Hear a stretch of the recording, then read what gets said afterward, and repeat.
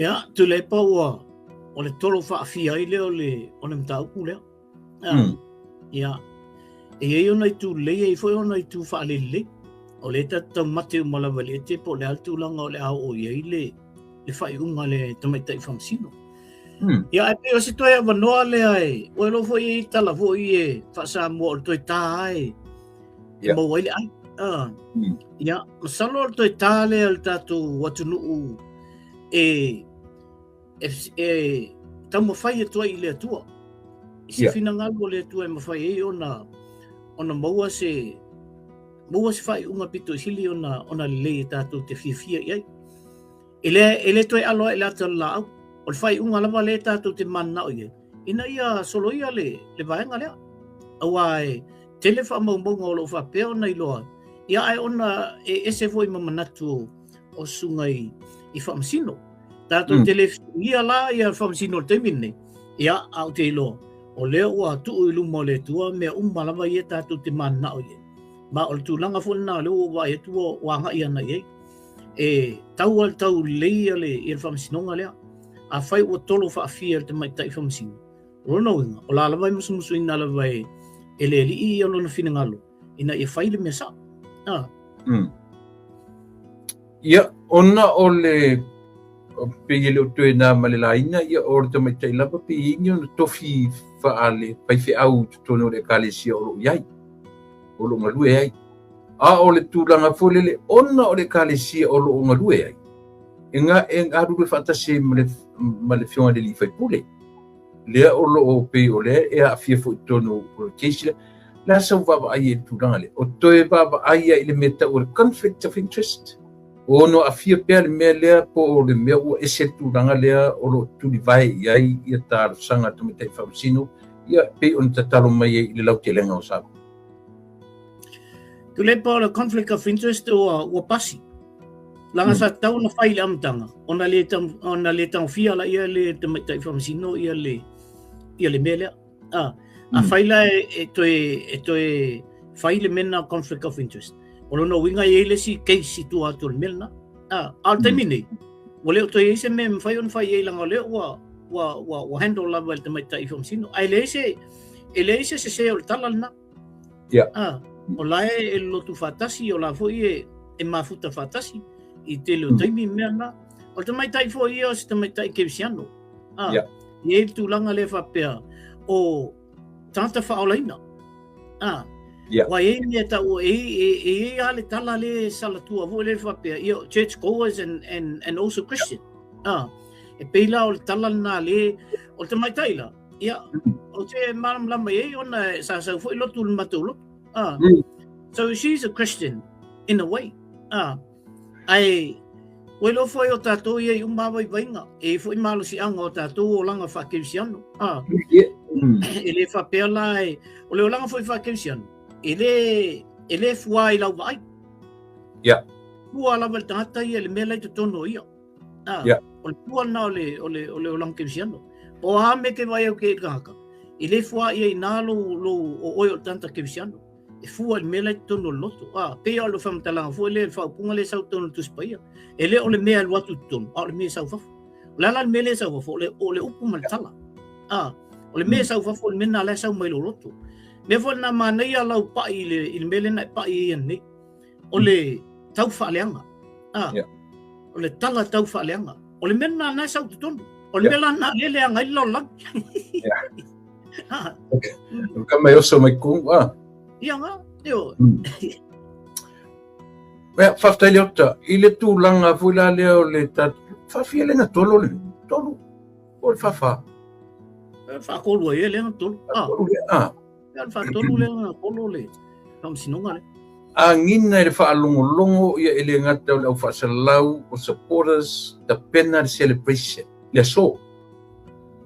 O lo ta pena le celebration e celebrate, o le fesili, celebrate lea. Nasa fina ngalo ia whaupunga i uwhaonga, e whaile celebration, ia po le pāki o lale sikala ka uwhaonga. Ia, welo foi a whailo se celebration ma se pāti pe ua man malo. Ia. Le iang celebration o ngi meo whai inga. Ia.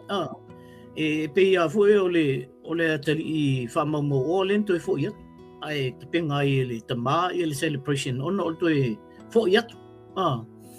E whapena la le mea. O lona winga na te penga lava male mauti noa e lelei. E tu ustulanga leile le aso. Ia ale la pe o kolo mele te maita. Ia salo o iei foi se musumsunga ia le li ia te maita ia. Ko kolo ku kua e se kolo foi le celebration al vanga le alonga. O celebrate. So it is good to celebrate before it happened. Ia o le alava la fai unga sa. Ia ala o celebration ia o faftai le tu o le alava le unga. Pe o tu langa mai la wa ia celebration le. If you have already prepared for the celebration. Ia e fai le celebration ma faftai le tu o le ale unga e le o sau le su. Ia o le unga na le o tu celebrating. Ai ala foi le unga sau le vai so le. Ia o le na ala. Mano. Le so na e masanina e tu tono le courthouse. Pamata o le to ono le. Pamata e sau e se there's a possibility e mawhai ai o na sau e manuia le to wha le tonu le to lua. E sau e manuia le to lua I e amo le to wha I pe wha le tonu e malo le laitu. Lea se wawa ai le lau te lenga o mena. Pe a sau ai malo uma le tu le malo uma. Pai ina laitu fai ina uma. Pe malo laitu e fai ina uma I le pitore. Lea sau silfi. O le tūlanga me whapea tu le po le e se uma loia. E moni o le vaenga le tasi le o atu I. Ai se uma loia mna tu forsanga. O le foi la fina wan loia la tau I lana ia client. E fua foi la iei le fai unga le tamaitai whamsino. A sau ai e sao ia le tangata lea loia lea malanga ia client ia o na. E le fua foi le whapea langa o group le o atu. E le o molia as a group. O le molia taito tasi. Awa I lau tau wawa ai. I lau tau tilo. Mala u tau mātau atu I mai le amatanga o cases. Fua la I mo meo o afu. E fua I mo meo o witnesses.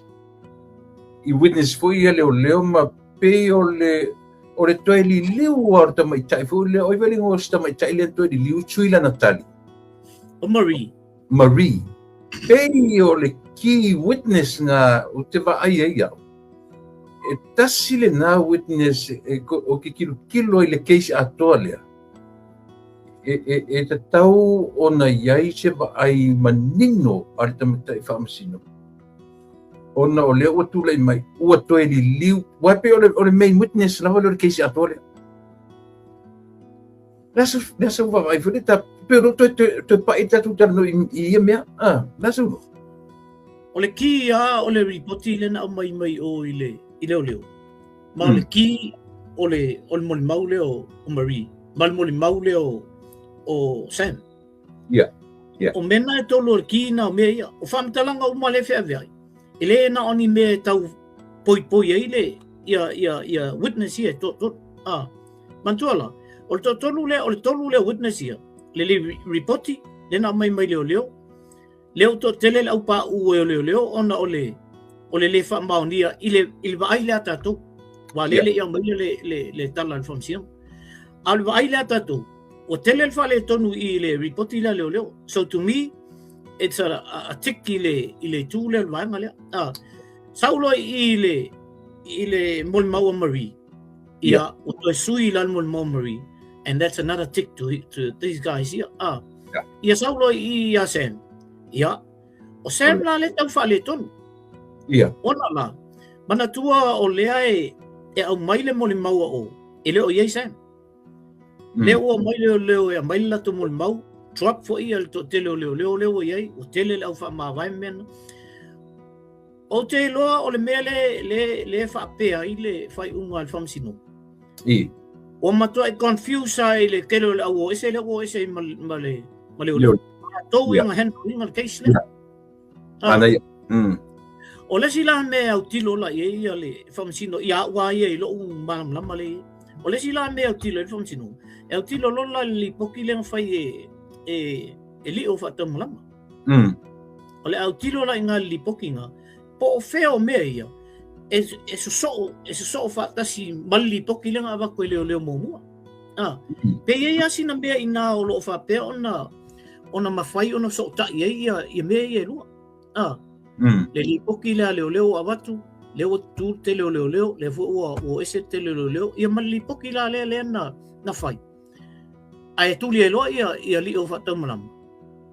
O lea lai ele le whamtalang whapea ua waipe se umali poki nga a langa la. O lai alu ali o whatau malamu mali poki. O lona winga la. Masano o se mea whape nao la afua i ele ba ai fo. Walua la ia itu ia vaenga o le whamsinonga lea. Le ua alu ele tiki i vaenga lea ia panmia. Le tasi la vaenga. Ia o inala le ona ela na whai atu lau tala ona o lena tuli ia lio. Ia ia foi la po le ale wha maoni o langa lipoki nga whai. Po le menga ngalinga kuri o ngā ngofo ma whapopo i me tono lipo. Ia ngā mai fole le li o ia ngai evidence o mea na. O lala o umantala no ina i tutono mea ia le na whai le whamsinonga. I lau na vai a pe o lau koe fufola o mangi rumbo whamsinonga. Le whamsinonga. Ia mkoe au kilo i po whea kongo mea ia. O lau na mai tau atu iai tule. Malo whaftaile ota, ia o lea ua tatu whaia tasi e pei o na ngani maile whionga le li tai o malo. Tatu toe ono atu rau te talo mo le vai aso atoa nei. Until Friday next week. Wa puna le ua toe au mai iai ia le whamoemoe. Ia tarche ia o le lau ina mo i lea la tatu anga iai. Pea whapea o le tūrang tonu lea o le iai. Lea le tūlanga, ua e tau maua se vaenga le tūlanga o le whamsinonga ai fo. Whale alili numen momu. Tule pai whangata te le maunga tā le mawau whau e tau whaise tala. A o le iunga fwoi leo te vai a te ia ula tau i. I la ua vai ia il te minne. Whai ua leo toi pisa mai ia le i el whamsinonga. Whai ua leo toi pisa le ia leo.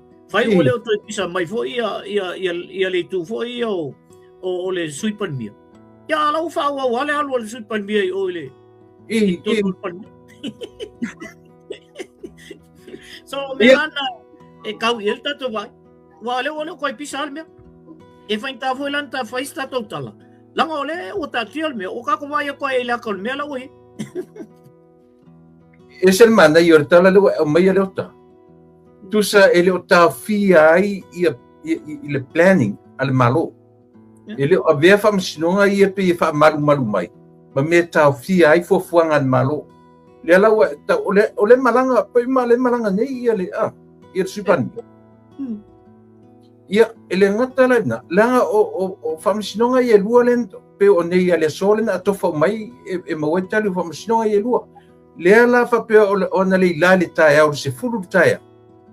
Ia whale aliri. Alele mo masa tala o matemni tele i whalonga tailu tewa e musin tala. Pe tai, o i lena on time maan whamsinonga lea o le sailingo la miotoni. Tā le taimi, sau man whai unga, te mai te pepese le lotung te whaali mai a Samoa, te te talo atu mo le whionga te matai pāri mia. Ia, se e kako wawa ai Samoa, pela e whoringa mai lau tala nai whami, pe o le tau wawala mai i le atau mea. Ona e le o tau whiofia i ngā luenga whaatino le malo. Sao le? Ana e se me tupu tu le po ka fia ia e passport ar kako supan mi. Ele se me va pe o le lau nei fa le unga a ele le o se si me. Esa. Mana ia.